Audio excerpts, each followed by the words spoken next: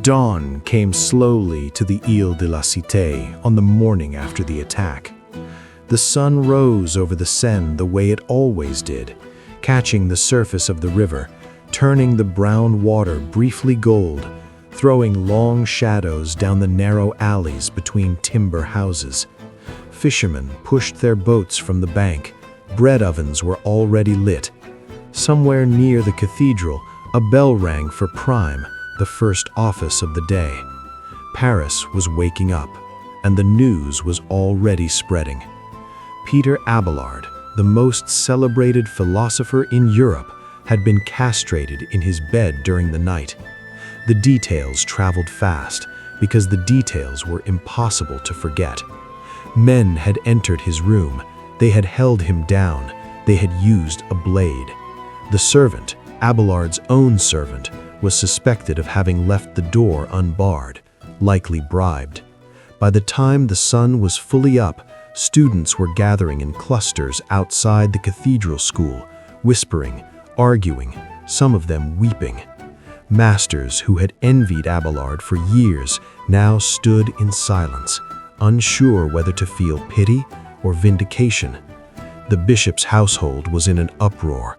A crime of this nature, an assault on a man of Abelard's stature committed within the precincts of the cathedral quarter, was not just a personal tragedy, it was a public scandal that touched the reputation of Notre Dame itself.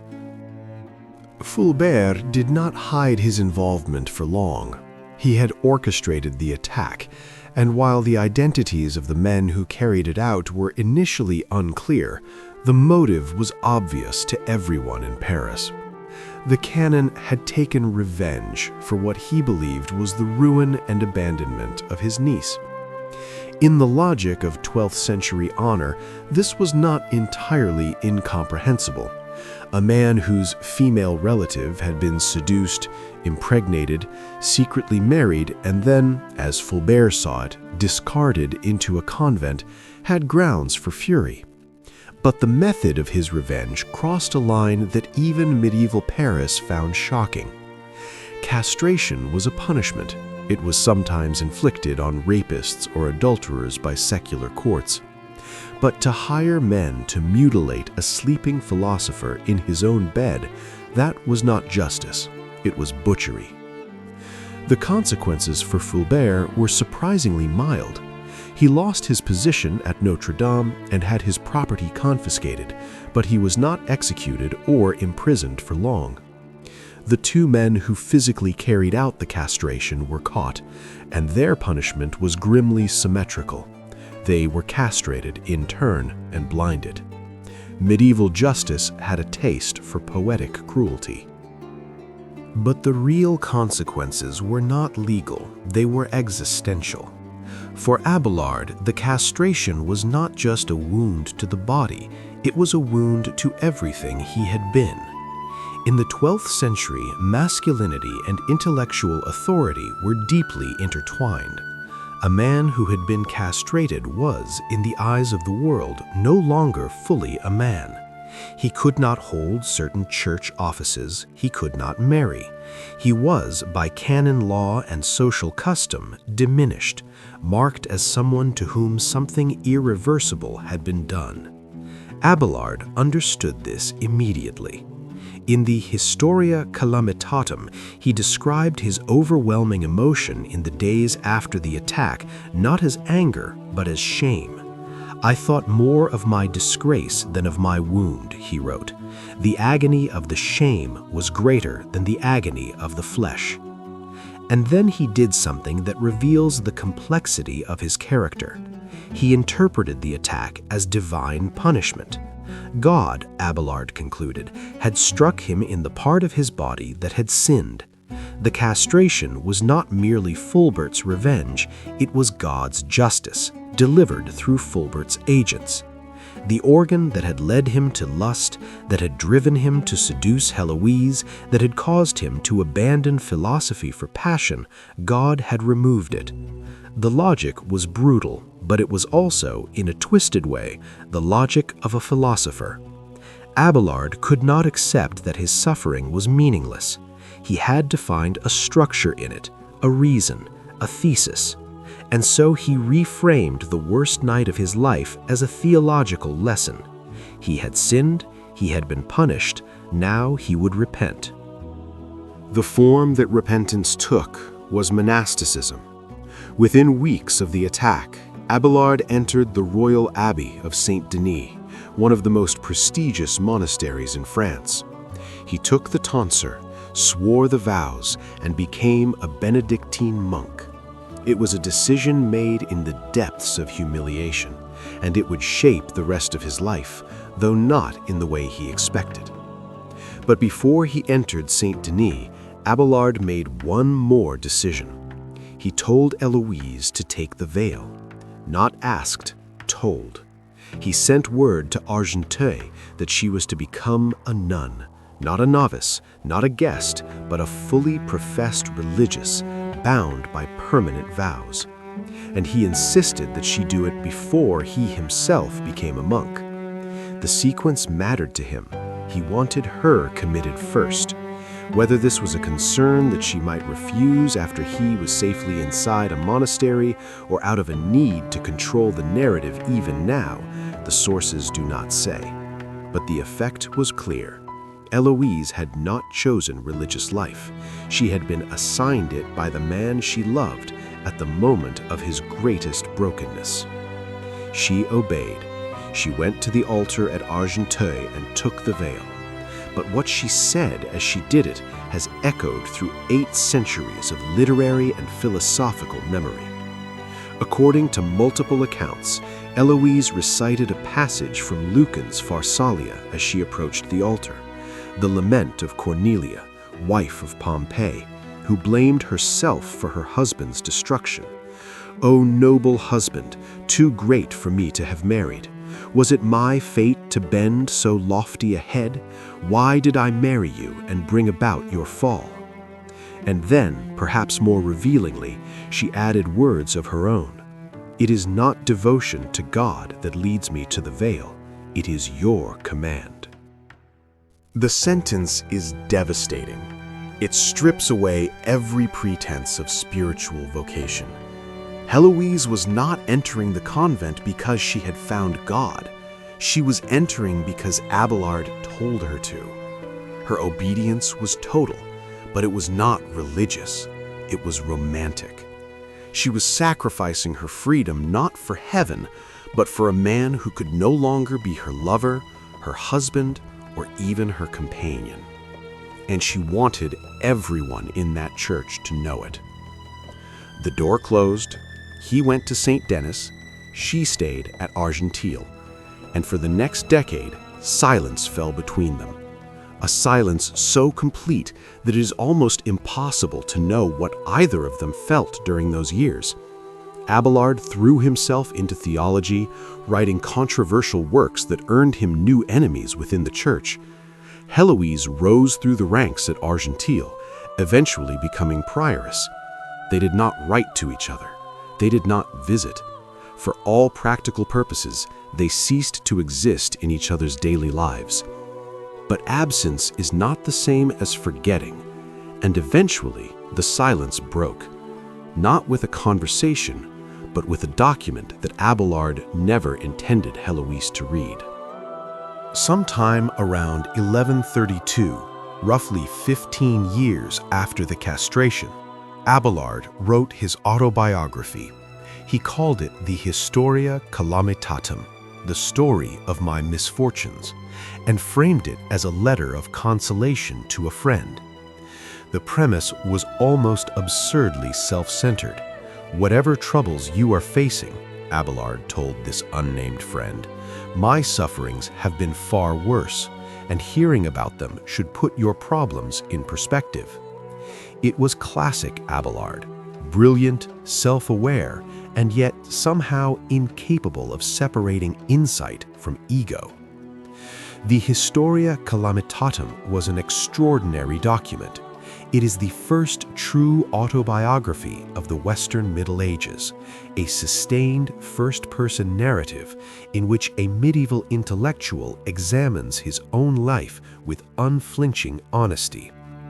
Abelard described his early triumphs, his arrogance, his seduction of Héloïse, the affair, the pregnancy, the marriage, the castration, and his subsequent career as a monk and theologian. He did not spare himself. He admitted to manipulation, to lust, to pride. But he also framed the entire story as a narrative of divine providence. God had humbled him. God had redirected him. God had used suffering to bring him closer to truth. The document was not meant for Héloïse, but it reached her. How exactly is unclear. Perhaps a copy circulated among monastic houses. Perhaps a mutual acquaintance passed it along. What matters is that Héloïse read it, and what she read ignited something that 15 years of silence had not extinguished. She wrote back, and the letter she sent is one of the most remarkable documents in the history of Western literature. Héloïse did not write as a nun addressing a monk. She wrote as a woman addressing the man she still loved. Her opening was direct, almost aggressive in its emotional honesty. She had read his account of their story, and she was shattered, not by the events themselves, which she had lived through, but by the realization that Abelard could write about their love as though it were merely a chapter in his spiritual education. She accused him of neglect. He had not written to her in 15 years. He had not visited. He had sent no word of comfort, no acknowledgement that she existed. Was it love that had bound him to her, she asked, or merely lust?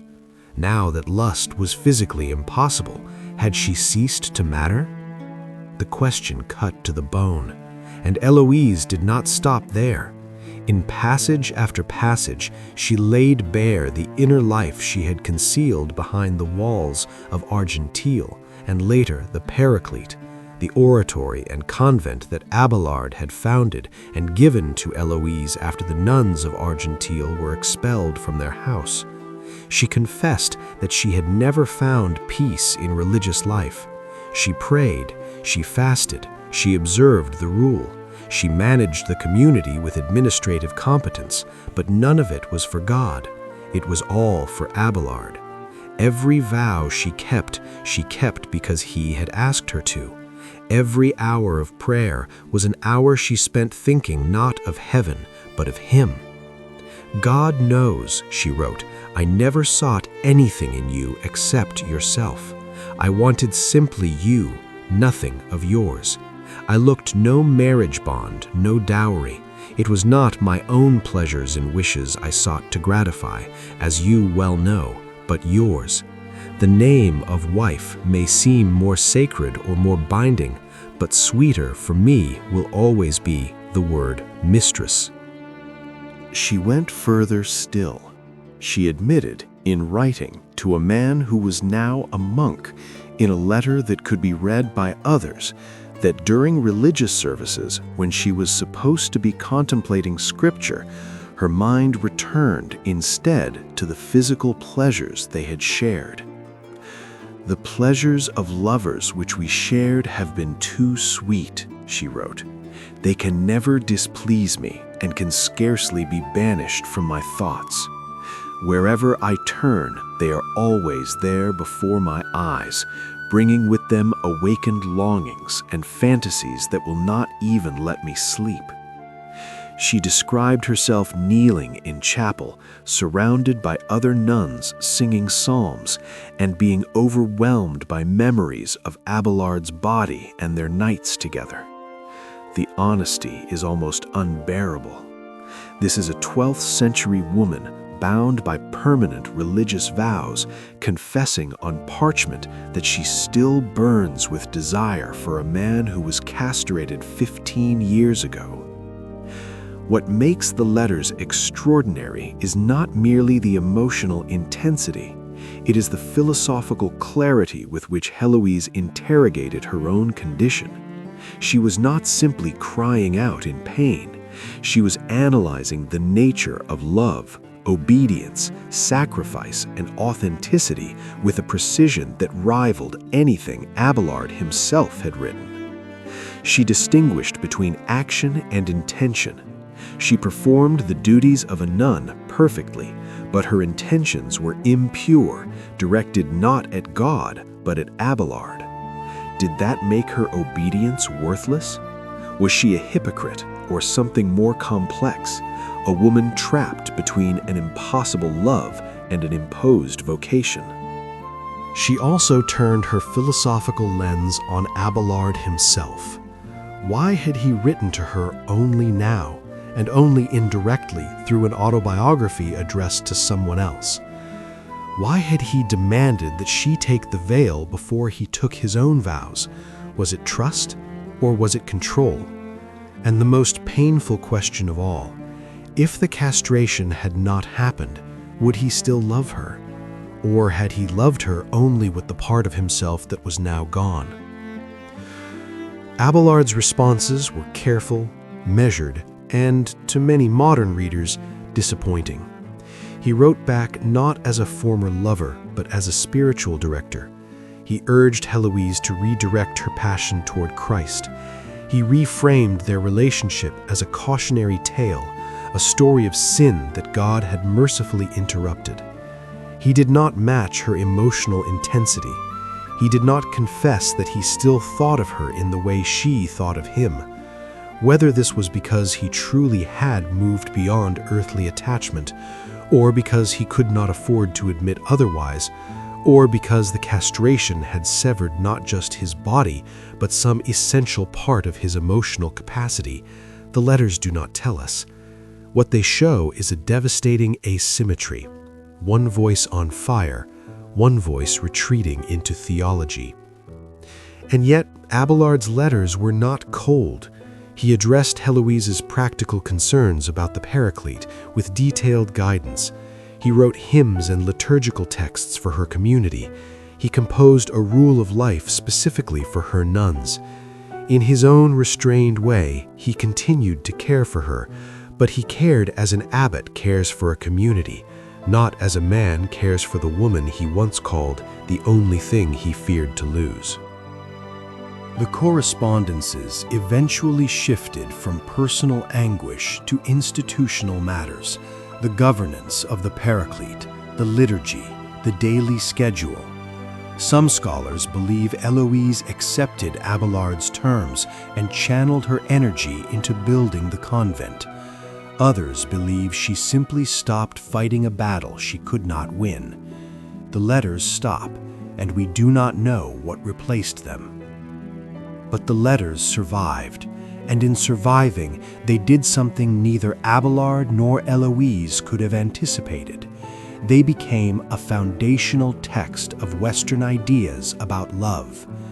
Centuries before the novel existed, before the Romantics, before any tradition of autobiographical writing about desire and loss, these two people, a castrated monk and a reluctant nun, created a body of writing that explored the tension between passion and duty, between the individual and the institution, between what the heart wants and what the world allows. Their letters were read, copied, debated, and reimagined across 800 years. Petrarch read them. Pope knew them. Rousseau was shaped by them. Every subsequent story of forbidden love, from Romeo and Juliet to the Romantics to the modern novel of doomed passion, owes something, directly or indirectly, to the letters that passed between a monastery and a convent in 12th century France. What changed was not only what happened to two people. What changed was what the Western world believed love could be. Not merely a social contract, not merely a physical act, but an irreversible transformation of the self that no vow, no wall, and no blade could undo. Héloïse did not invent that idea, but she was the first person in the Western tradition to write it down with such ferocious, uncompromising honesty, and the world has never quite recovered. Peter Abelard died on April 21, 1142, at the priory of Saint Marcel near Chalon-sur-Saône. He was 63 years old. The final years of his life had been marked by the same pattern that defined his entire career: brilliance followed by conflict. His theological writings, particularly his work on the Trinity and his method of questioning received authority, had brought him into direct confrontation with Bernard of Clairvaux, the most powerful churchman in Europe. Bernard accused Abelard of heresy. A council was convened at Sens in 1140, and Abelard's teachings were condemned. He appealed to the Pope, but the condemnation was upheld. Broken in health and reputation, Abelard was taken in by Peter the Venerable, the abbot of Cluny, who sheltered him with extraordinary kindness. It was at a Cluniac priory that Abelard died, quietly, without spectacle, far from Paris and far from the woman who defined his life. Peter the Venerable wrote to Héloïse to inform her of Abelard's death. The letter is one of the most graceful documents of the 12th century. The abbot praised Abelard's intellect, his piety in his final months, and his humility, a quality that those who knew the younger Abelard might not have recognized. And then Peter did something unexpected. He sent Abelard's body to the Paraclete, to Héloïse, so that the man she loved could be buried in the convent he had founded and given to her. Think about what that means. In the 12th century, the body of a monk was normally buried in the monastery where he died. Sending a corpse across France to a women's convent was unusual, expensive, and symbolically loaded. Peter the Venerable understood the story. He understood that Héloïse's grief was real, that her devotion outlasted scandal and silence and 25 years of separation. And so he returned Abelard to her, the one act of reunion that the medieval world could offer. Héloïse received the body. She buried Abelard at the Paraclete. And then she did what she had always done. She continued. She ran the convent, she managed its finances, expanded its lands, oversaw its spiritual life, and corresponded with bishops, abbots, and patrons across France. She was, by every measure, one of the most capable abbesses of her generation. The woman the world remembered as a tragic lover was, in daily practice, an administrator, a leader, and a builder. She had taken the wreckage of her life and constructed something enduring from it, not out of religious devotion, as she herself admitted, but out of sheer force of will. Héloïse died on May 16, 1164, 22 years after Abelard. She was buried beside him at the Paraclete. According to a legend that surfaced centuries later, beautiful, probably apocryphal, but impossible to dismiss entirely, when Héloïse's body was lowered into Abelard's grave, his skeletal arms opened to receive her. The story is almost certainly fiction, but the fact that people wanted to believe it tells you everything about what this love had become in the Western imagination. It was no longer just a biography, it was a myth. The physical journey of their remains is a story in itself. The Paraclete survived for centuries, but during the French Revolution, the convent was seized and demolished. The bones of Abelard and Héloïse were transferred, disputed, and relocated multiple times. At one point, they were stored in a church crypt. At another, they were displayed as revolutionary curiosities, relics of a love story that predated the monarchy the revolution had just destroyed.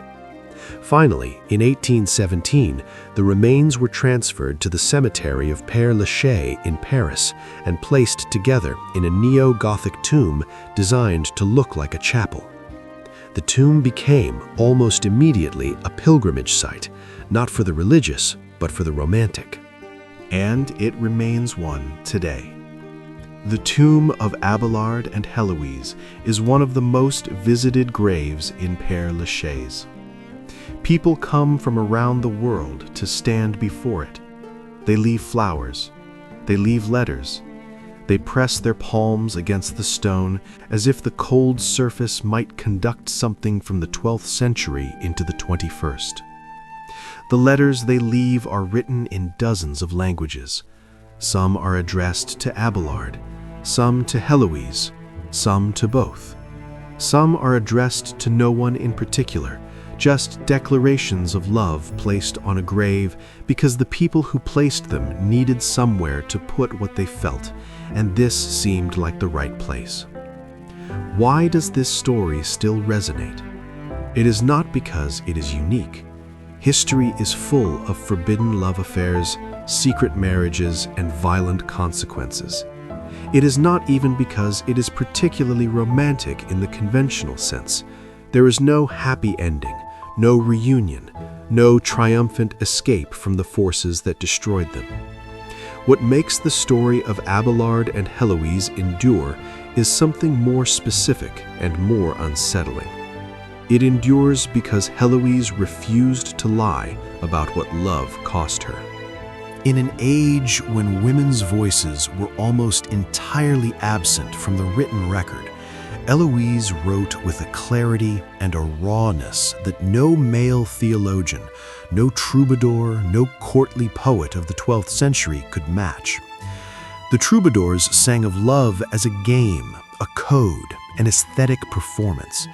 Héloïse described love as an experience that dismantled her life and rebuilt it around an absence.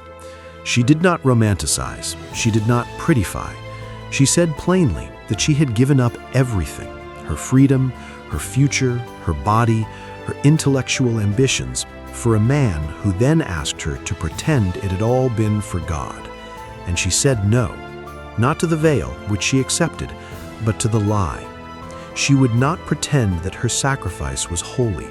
She would not rewrite her story to make the church comfortable. She would tell the truth, even if the truth was that a nun in a 12th century convent still dreamed of her lover's hands. That honesty is the reason the letters survived. It is the reason they were copied and recopied across centuries. It is the reason Petrarch carried a copy of them. It is the reason Jean de Meun incorporated their story in the Roman de la Rose. It is the reason Alexander Pope wrote Héloïse to Abelard in 1717, a poem that reintroduced the story to the modern world and established it as the archetypal narrative of doomed intellectual love. It is the reason Rousseau, writing his novel Julie, drew directly on the emotional landscape that Héloïse had mapped 4 centuries earlier.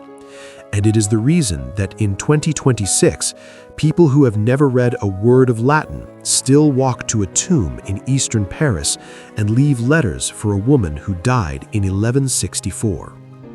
The story also endures because it asks a question that no century has been able to answer. Can love survive the destruction of everything that made it possible? Abelard and Héloïse lost their bodies to each other, first through castration, then through monastic enclosure. They lost their proximity, separated by walls, by rules, by silence. They lost their future. There would be no shared life, no household, no growing old together. And yet something persisted. The letters are proof of it.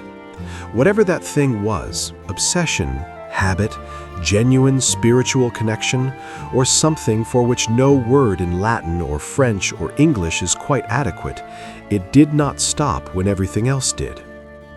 Abelard would not have framed it that way. He would have said that God redirected his love from the earthly to the divine. Héloïse would not have framed it that way either. She would have said, with characteristic bluntness, that she never stopped wanting what she could not have.